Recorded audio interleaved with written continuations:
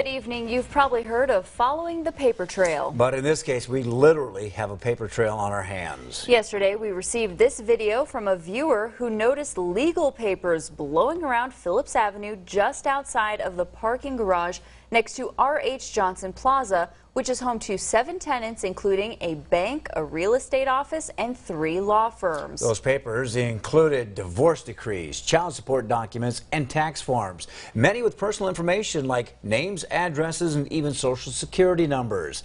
We sent a photographer and called police to notify them about the documents. Now, police say the papers came from a dumpster in the parking garage.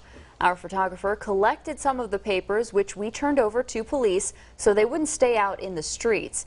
As KELOLAND's Kelly Volk discovered, one woman's reaction to her personal information is being exposed. I talked with the building's property manager on the phone today. He doesn't know how documents with sensitive information got in the trash. He told me all of the building's tenants have shredding policies, and at times the public will use the dumpster. As for how these papers got in the street, he says someone was going through the dumpster, tore open the bags, and left the papers strewn on the ground. While there are still questions surrounding the papers in the street, Mariah Crisp is sure of one thing. It's scary. The Brandon mother was confused when we contacted her to tell her one of the papers had her name and social security number on it. But the part that scared me the most was they have all my kids' information as well. The Better Business Bureau says scammers can do a lot of damage with your sensitive information. These are all the things that are necessary to steal somebody's identity. And it doesn't take long when they have the internet right at their fingertips. So they can open fake accounts with all your name and information, order new credit cards, and have them shipped to a different address. So you may never know about it.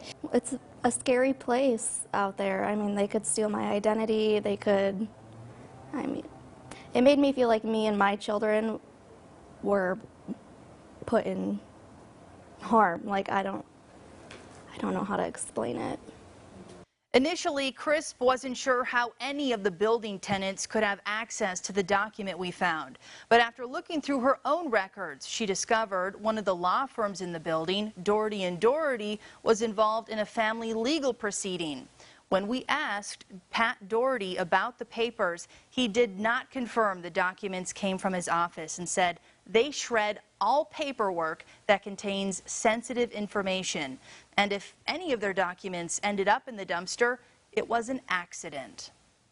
As for the dumpster, the property manager told me it now has a lock on it so no one can get into it. Thanks a lot, Kelly.